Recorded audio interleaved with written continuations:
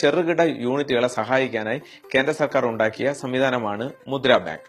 മുദ്ര ബാങ്ക് എന്നത് തത്വത്തിൽ നിങ്ങൾ നേരിട്ട് സമീപിക്കുന്ന ബാങ്കല്ല, മറിച്ച് രാജ്യത്തെ എല്ലാ അംഗ ബാങ്കുകൾ വഴിയും എല്ലാ പൊതുമേഖല സ്വകാര്യ ബാങ്കുകൾ വഴി ലഭ്യമായ വായ്പാ പദ്ധതിയാണ് മുദ്ര സംരംഭകത്വ വായ്പ. ഇതിനായി 10 ലക്ഷം വരെയുള്ള വായ്പകളെയാണ് മുദ്രാ വായ്പയായി പരിഗണിക്കപ്പെടുന്നത്. കിട്ടുന്ന എളുപ്പത്തിനും അപേക്ഷകന്റെ സൗകര്യാർത്ഥവും 3 ഗണങ്ങളായി ഈ വായ്പയെ തരംതിരിച്ചിട്ടുണ്ട്. ഒന്നാമതായി 50,000 രൂപ വരെയുള്ള വായ്പകൾ ശിശു വായ്പ, 50,000 രൂപ മുതൽ 5 ലക്ഷം രൂപ വരെയുള്ള വായ്പകൾ കിഷോർ വായ്പ, 5 ലക്ഷം മുതൽ 10 ലക്ഷം വരെയുള്ള വായ്പകൾ തരുൺ വായ്പ. നിലവിൽ വേറെ ഏതെങ്കിലും വായ്പ എടുത്ത് അതിന്റെ വായ്പാ മുടക്കം, അതായത് നമ്മൾ സിബിൽ സ്കോർ എന്ന് പറയുന്നത് മോശമാകാതെ ഇരിക്കുന്ന എല്ലാവർക്കും ഈ വായ്പ കിട്ടാനായി വളരെ എളുപ്പമാണ്. ശിശു വായ്പയ്ക്ക് വളരെ എളുപ്പമാണ്, ഒറ്റ പേജ് അപേക്ഷയാണ്. രണ്ടാമത്തെ ഘട്ടത്തിലേക്ക് മൂന്നാമത്തെ ഘട്ടത്തിലേക്ക് എത്തുമ്പോഴേക്കും നിങ്ങൾ ഒരു ചെറിയ പ്രവർത്തന രേഖ അഥവാ പ്രോജക്ട് റിപ്പോർട്ട് നിങ്ങൾ ബാങ്കിൽ സമർപ്പിക്കേണ്ട ആവശ്യമുണ്ട്. ഇതിനോടൊപ്പം തന്നെ എന്തൊക്കെയാണ് ഇതിൽ നിന്ന് ഉരുത്തിരിയാൻ സാധ്യതയുള്ള ബിസിനസ്, അതിന്റെ കണക്കുകൾ, എത്ര ലക്ഷം രൂപയുടെ അല്ലെങ്കിൽ എത്ര ആയിരം രൂപയുടെ ബിസിനസ് നടക്കും എന്നുള്ള കണക്കുകൾ സമർപ്പിക്കേണ്ട ആവശ്യമുണ്ട്. പക്ഷെ ഇതിലൊക്കെ മുന്നോടിയായി ഒരു പ്രാഥമിക ചർച്ചയ്ക്ക് ബാങ്കിൽ എത്തുമ്പോൾ തന്നെ നിങ്ങളുടെ പ്രവർത്തന ആശയം അവതരിപ്പിക്കുക. അതിനനുസരിച്ച് ബാങ്ക് ഒരു ചെക്ക് ലിസ്റ്റ് നിങ്ങൾക്ക് തരും. എന്തൊക്കെയാണ് സമർപ്പിക്കേണ്ട രേഖകൾ, എവിടെയാണോ നിങ്ങൾ പ്രവർത്തനം തുടങ്ങാൻ പോകുന്നത് അതുമായി ബന്ധപ്പെട്ടത്. ചിലപ്പോൾ വാടകയ്ക്കെടുത്ത കെട്ടിടമായിരിക്കാം, അങ്ങനെയാണെങ്കിൽ വാടക കരാർ. ചിലപ്പോൾ സ്വന്തം ഉടമസ്ഥതയിലുള്ളതായിരിക്കാം, അങ്ങനെയാണെങ്കിൽ അതിന്റെ രേഖകൾ അതെല്ലാം സമർപ്പിക്കുക. രണ്ടാമതായി പഞ്ചായത്തിന്റെയോ അല്ലെങ്കിൽ നഗരസഭയുടെയോ സിറ്റി കോർപ്പറേഷന് അനുമതി ആവശ്യമുണ്ട് രാജ്യത്ത് എന്ത് സംരംഭം ആരംഭിക്കണമെങ്കിലും.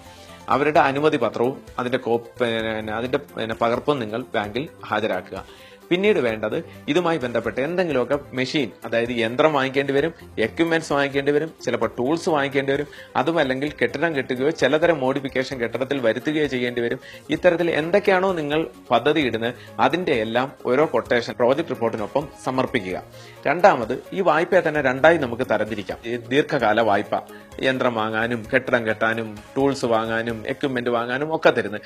രണ്ടാമത് വർക്കിംഗ് ക്യാപിറ്റൽ വായ്പ എന്നാണ് പേര്. അതായത് 2 തരം വായ്പ മുദ്രയിൽ തന്നെ ലഭ്യമാകും. ഒന്ന് ടേം ലോൺ അഥവാ ദീർഘകാല വായ്പ, 2 പ്രവർത്തന മൂലധന വായ്പ അഥവാ വർക്കിംഗ് ക്യാപിറ്റൽ ലോൺ. ഒരു സംരംഭകന് തന്നെ ഈ 2 വായ്പയ്ക്കും അർഹനാണ്. മൊത്തം തുക 10 ലക്ഷത്തിൽ അല്ലെങ്കിൽ 5 ലക്ഷത്തിൽ അധികരിക്കരുതെന്ന് മാത്രമേ ഉള്ളൂ. ഇതിന് യാതൊരുവിധ ഈടും നൽകേണ്ട ആവശ്യമില്ല. നിങ്ങൾ തുടങ്ങാൻ പോകുന്ന യൂണിറ്റ് തന്നെയാണ് ബാങ്കിനെ സംബന്ധിച്ചിടത്തോളം ഈട്. ഇതിന് വസ്തുജാമ്യമോ പ്രത്യേകിച്ച് ആൾ ജാമ്യമോ നിങ്ങൾ കൊടുക്കേണ്ട ആവശ്യമില്ല. അതാത് ബാങ്കിന്റെ ചെറുകിട വ്യവസായ വായ്പയുടെ പലിശ തന്നെയാണ് ഇതിന് ബാധകമായിട്ടുള്ളത്.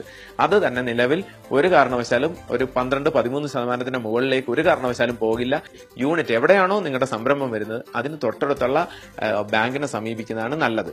ബാങ്ക് മാനേജർ അപേക്ഷ സ്വീകരിക്കുന്നില്ല, ഞാൻ എന്ത് ചെയ്യണം? നേരിട്ട് തന്നെ നിങ്ങൾക്ക് ഓൺലൈനായും അപേക്ഷ കൊടുക്കാവുന്നതേ ഉള്ളൂ. അതുവഴിയുള്ള നേട്ടം എന്ന് പറയുന്നത് കൊടുത്ത തീയതി മുതൽ നിങ്ങൾക്ക് സാങ്ഷൻ ആകുന്ന തീയതി വരെ ഒരു ഗവൺമെന്റിന്റെ മേൽനോട്ടവും ഇതിനകത്ത് നടക്കുന്നു എന്നുള്ളത് ഇതിന്റെ ഒരു നേട്ടമാണ്. മാനേജർ ഈ നിഷ്കരുണം എന്റെ വായ്പ തള്ളി, ഞാൻ ആരെ സമീപിക്കണം, എവിടെ പരാതി പറയണം?